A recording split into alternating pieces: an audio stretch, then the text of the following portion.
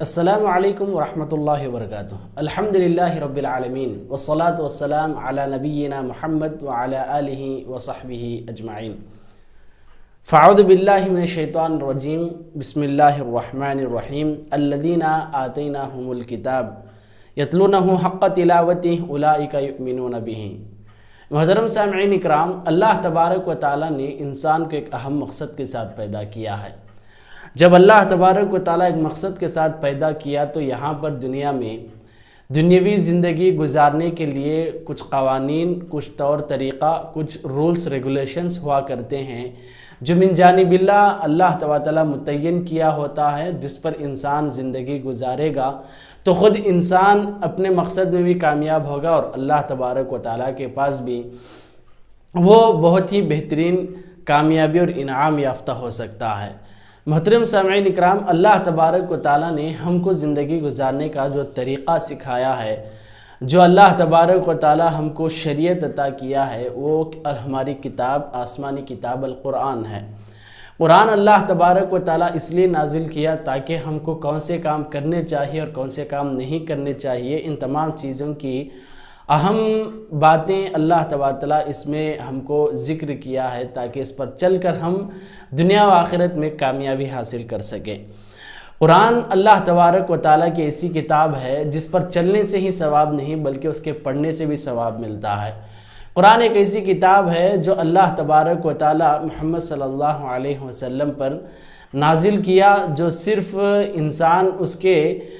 چلنے پر ہی، اس پر عمل کرنے سے ہی متاثر نہیں بلکہ اس کے سننے سے بھی متاثر ہوتا ہے۔ قرآن ایک ایسی کتاب ہے جو بندہ اس کی تلاوت کرتا ہے، حرف پر بھی باقاعدہ اسے نیکیاں دی جاتی ہے۔ تو اللہ تبارک و تعالیٰ نے یہ کتاب اس کی کما حق ہوں تلاوت کرنے، کما حق ہوں اس کو پڑھنے کے بارے میں اللہ تبارک و تعالیٰ حکم دیا ہے، اور اللہ نے وہی لوگوں کو مومن بھی قرار دیا جو ان کے پاس کتاب نازل ہوتی ہے، اس کتاب کو کما حق ہو تلاوت کرتے ہیں۔ اگر ہم اپنے معاشرے میں دیکھیں گے تو کتنے ایسے لوگ ہیں جو قرآن کی تلاوت کرتے ہیں اور کتنے ایسے ہیں جو قرآن کو پڑھنا بھی نہیں آتا، اور اس کے بعد جو لوگ پڑھتے ہیں کتنے ایسے لوگ ہیں جو سمجھ کر پڑھتے ہیں اور بغیر سمجھے کتنے لوگ پڑھتے ہیں،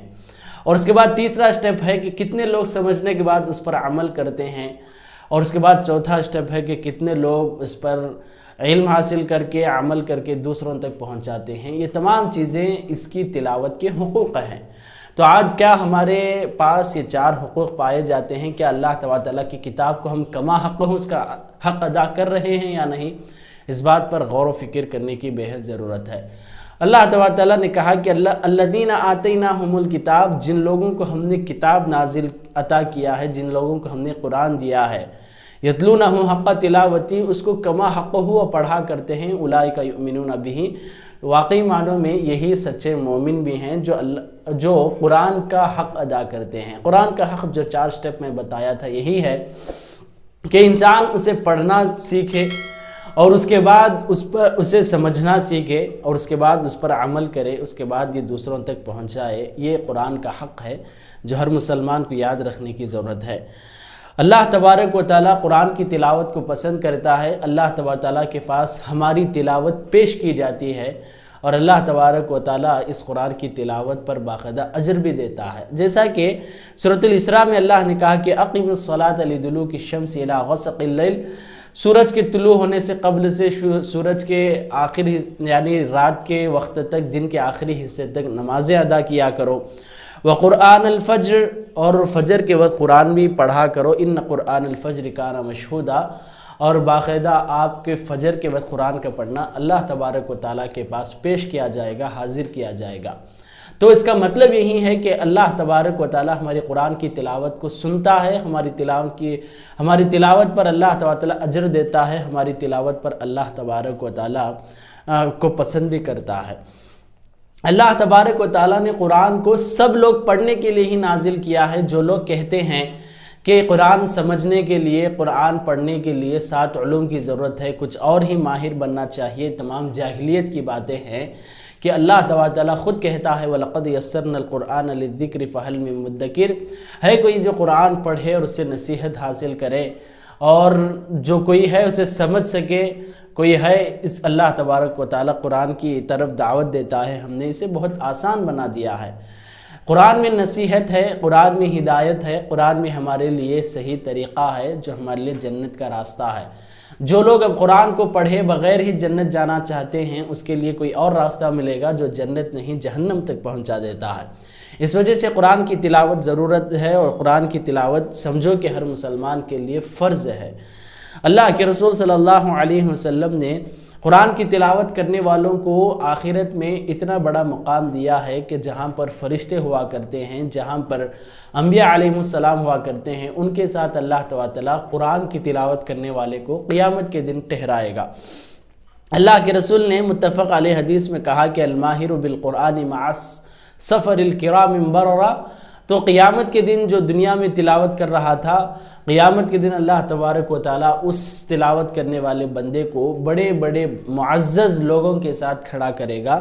بہت ہی پاکیزہ لوگوں کے ساتھ، نیک لوگوں کے ساتھ اللہ تبارک و تعالیٰ ٹھہراتا ہے۔ اور اللہ کے رسول صلی اللہ علیہ وسلم نے 2 حدیثیں بیان کی ہیں جو قرآن کی تلاوت کا اجر معلوم ہوتا ہے۔ پہلی حدیث کہ اللہ کے رسول صلی اللہ علیہ وسلم نے کہا کہ من قرأ حرفا من کتاب اللہ فلہ بہ حسنہ، جو کہ یہ قرآن کا ایک حرف بھی پڑھا کرتا ہے باقاعدہ اس کے لیے ایک نیکی ہے، اور ایک نیکی 10 نیکیوں کے برابر ہے۔ تو اللہ کے رسول صلی اللہ علیہ وسلم کو اللہ کے رسول خود صحابہ کو سمجھایا کہ الف لام میم ایک حرف نہیں ہے، ایک لفظ ہے۔ ایک لفظ کے اندر 3 حروف ہیں، الف پر 10 نیکیاں اور لام پر 10 نیکیاں اور میم پر 10 نیکیاں اللہ تعالیٰ عطا کرتا ہے۔ تو الف لام میم پڑھنے سے انسان 30 نیکیاں پاتا ہے۔ سورۃ الفاتحہ اور سورۃ البقرہ یہ اتنی بڑی بڑی سورتیں ہیں کہ جس پر انسان اپنے حساب سے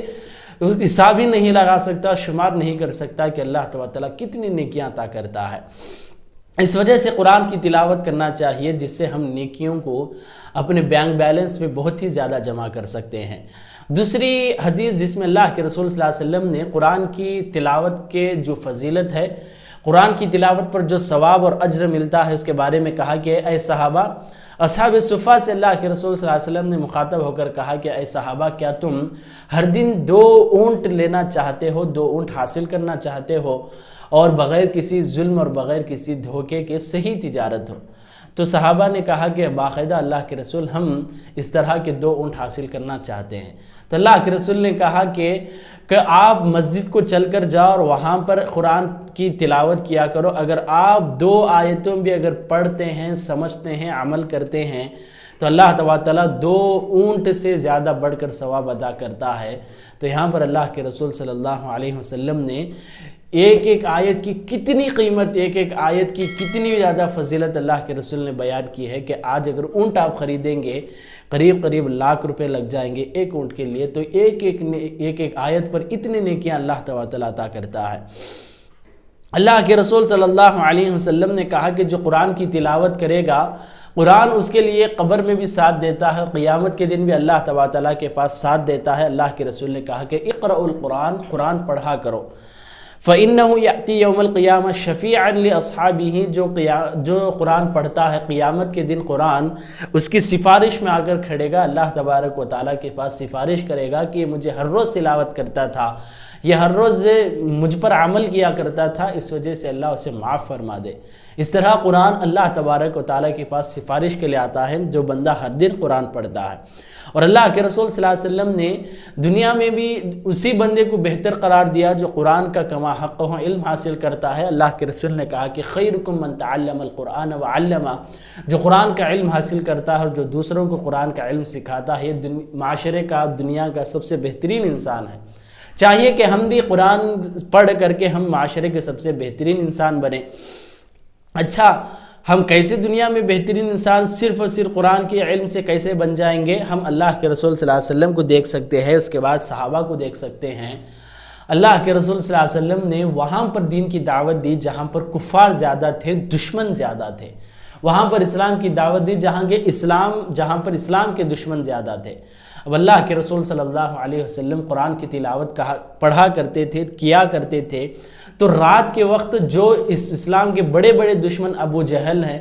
اور اس طرح کے عتبہ ہیں، ایسے بڑے بڑے دشمن رات کے وقت اللہ کے رسول کے گھر کے پاس پہنچتے تھے اور چھپ کر کان لگا کر اللہ کے رسول کی تلاوت سنا کرتے تھے۔ یہ اللہ تبارک و تعالیٰ سب سے بہترین انسان دنیا میں بنا دے گا۔ ایک اور مثال ابو بکر صدیق رضی اللہ عنہ کی ہے۔ ابو بکر صدیق رضی اللہ عنہ کی اگر آپ سیرت پڑھیں گے، ان کی تلاوت کے مشہور واقعات ہیں کہ جب وہ قرآن گھر کے صحن میں بیٹھ کر تلاوت کرتے تھے، قرآن زور کی آواز سے پڑھتے تھے، تو کفار کی عورتیں، دشمنان اسلام کے بچے آ کر باقاعدہ کان لگا کر سنتے، گھروں پر چڑھ کے ان کی آواز سنا کرتے تھے۔ اس طرح اللہ تبارک و تعالیٰ معاشرے کا سب سے بہترین انسان بنا دے گا جو قرآن کی تلاوت روز کیا کرتا ہو۔ عبداللہ بن مسعود رضی اللہ عنہ سے اللہ کے رسول صلی اللہ علیہ وسلم قرآن سنا کرتے تھے، تو سمجھ جاؤ کہ اللہ کے رسول صلی اللہ علیہ وسلم کو بھی قرآن کی تلاوت کتنا پسند تھی کہ خود بھی پڑھتے اور دوسروں سے بھی سنا کرتے تھے۔ اللہ کے رسول صلی اللہ علیہ وسلم نے ایک اور حدیث میں کہا کہ جسے جتنا قرآن یاد ہوگا، قیامت کے دن اللہ تعالیٰ اس بندے کو کہے گا کہ قرآن پڑھتا جا اور بلند ہوتا جا، تو جہاں تک اس کی آخری آیت ٹھہر جاتی ہے وہاں تک اس کے درجات بلند ہوتے ہیں۔ اس وجہ سے ہم قرآن کو جتنا ہو سکے یاد کرنے کی ضرورت ہے۔ اللہ سے دعا ہے کہ اللہ تعالیٰ ہم سب کو قرآن کا کما حق ہوں اور اس پر عمل کرنے، اس کی تلاوت کرنے، اسے سمجھنے، اسے دوسروں تک پھیلانے کی توفیق دے۔ آمین۔ والسلام علیکم ورحمۃ اللہ وبرکاتہ۔